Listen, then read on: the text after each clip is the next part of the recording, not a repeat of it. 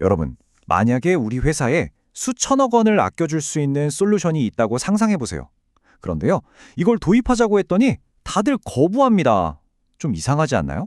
오늘 우리가 파헤쳐볼 이야기, 바로 팔란티어의 역설입니다. 네, 바로 이 질문이 오늘의 핵심입니다. 아니, 상식적으로는 이게 말이 안 되잖아요. 엄청난 이익을 눈앞에 두고 왜 멈설일까요? 심지어 거부까지 하는 이유는 뭘까요? 여기에는 단순히 비용이 비싸서라는 말로는 설명할 수 없는 훨씬 더 깊고 복잡한 이야기가 숨어 있습니다.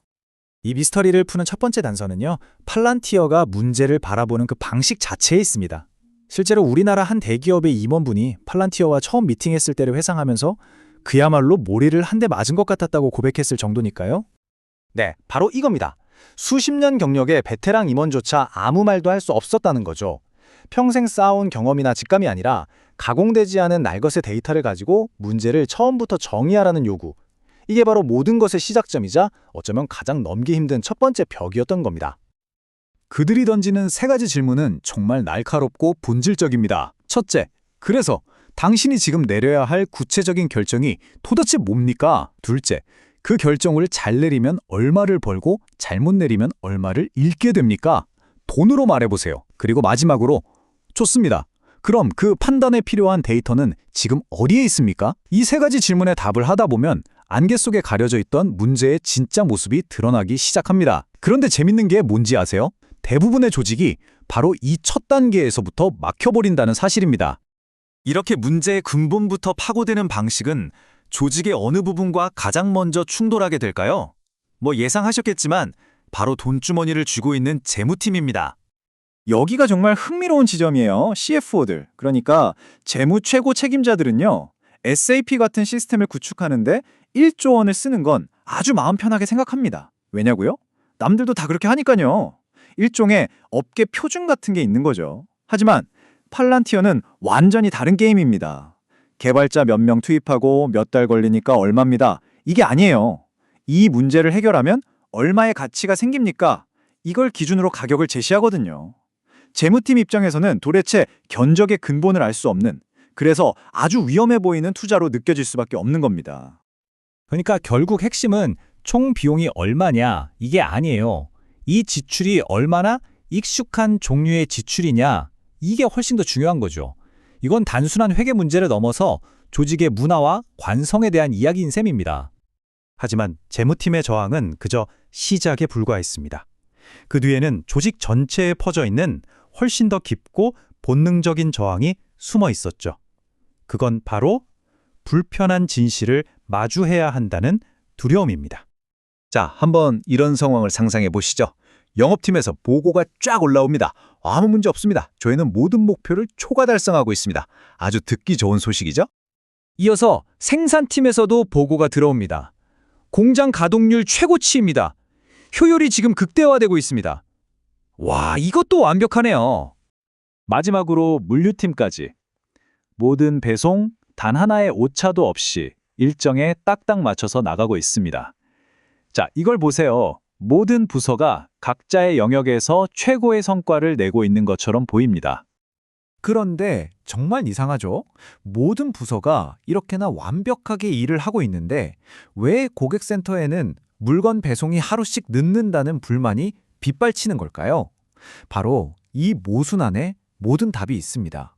각 부서가 경영진에게 보고서를 올리기 전에 자기들에게 불리한 데이터를 교묘하게 마사지하기 때문입니다. 이걸 업계에서는 데이터 마사지라고 부릅니다. 보고하기 전에 문제의 날카로운 모서리를 둥글게 깎아내는 작업이죠. 예를 들면, 이건 이례적인 폭설 때문이었으니까 예외 처리하고 보고하자. 이건 협력사 문제니까 우리 책임은 아니라고 빼고. 이런 식으로요. 이렇게 예쁘게 포장된 데이터만 받아보는 경영진은 실제 현장이 얼마나 심각한지 절대로 알 수가 없는 구조가 되는 겁니다. 팔란티어의 접근법은 바로 이 관행의 심장을 정확히 찌릅니다. 신입사원부터 CEO까지 조직의 모든 구성원이 그 어떠한 마사지도 거치지 않은 똑같은 원본 데이터를 실시간으로 보게 만드는 거죠. 갑자기 모든 게 투명해지는 겁니다. 문제의 원인이 어디에 있는지, 누가 책임을 져야 하는지 너무나 명확해지죠. 더 이상 숨을 곳이 없어지는 것. 바로 이 점이 사람들을 미치도록 불편하게 만드는 진짜 이유입니다. 자, 이 미스터리에는 또 다른 층위가 있습니다. 바로 정체성 혼란이라는 문제인데요. 팔란티어가 도대체 뭐 하는 툴이냐, 이걸 한마디로 딱 정의하기 어렵다는 점이 오히려 거부의 좋은 빌미가 되는 거죠. 이건 꼭 그 얘기 같아요. 장님이 코끼리 만지는 거요. 어떤 사람은 다리를 만지고 이건 기둥이다라고 하고 어떤 사람은 코를 만지고 이건 뱀이다라고 하잖아요. 똑같습니다. CEO 눈에는 이게 데이터를 통합해주는 BI 툴로 보이고요. 개발팀한테는 AI 플랫폼이라고 불립니다. 근데 영업팀에게는 그저 비싸기만 한 CRM으로 볼 뿐이죠. 모두가 자기가 본 것만 진실이라고 믿게 되는 상황이 벌어지는 겁니다. 그리고 이 오해는요, 아주 치명적인 결론으로 이어지게 됩니다. 사람들은 이 거대한 올인원 플랫폼을 자기가 아는 단 하나의 기능, 예를 들어 CRM과 비교를 해버리는 거죠. 당연히 가격 경쟁이 될 리가 없지 않겠어요? 아니 무슨 CRM 하나 쓰자고 이 비싼 돈을 내라는 거야.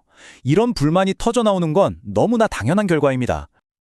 자, 이제 이 비스토리의 가장 깊은 곳, 바로 심장부로 들어가 보겠습니다. 진짜 저항의 원인은 비싼 비용도 복잡한 기술도 아니었습니다. 여기에 한 임원이 직접 겪었던 진짜 소름 돋는 이야기가 하나 있습니다. 어느 날 갑자기 회의에 불려갔더니 무려 17명의 다른 부서 사람들이 자기를 동그랗게 둘러싸고 앉아있더래요. 그리고 그 한 사람을 향해서 질문 폭격을 시작했죠. 그는 이 순간을 마치 온라인 청문회 같았다고 표현했습니다.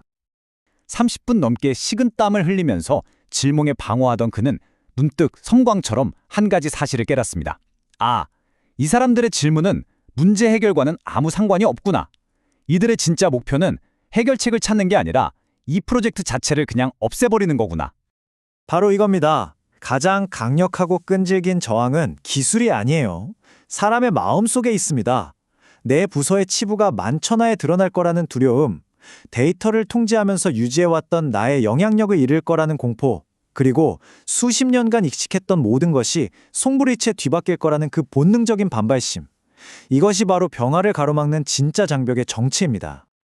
그렇기 때문에 이런 종류의 혁신은요, 반드시 리더로부터 시작되어야만 합니다. 최고 경영진이 먼저 우리가 지금까지 일해왔던 옛 방식은 틀렸다고 인정하고 그걸 버릴 용기를 보여줘야만 비로소 조직 전체가 아주 조금씩 움직이기 시작하는 겁니다. 결국 이 팔란티어의 역설이 우리에게 던지는 메시지는 지극히 단순하면서도 강력합니다. 기술을 바꾸는 건 사실 쉬운 부분입니다. 진짜 어려운 건 사람의 생각과 일하는 방식을 바꾸는 겁니다. 자, 이제 마지막 질문은 여러분 자신에게 한번 던져보시죠. 우리 조직은, 그리고 더 나아가 나는 어떠한 포장도 거치지 않은 그 날것의 진실을 정면으로 마주할 준비가 되어 있는가? 어쩌면 진짜 혁신은 바로 그 용기에서부터 시작되는 건지도 모르겠습니다.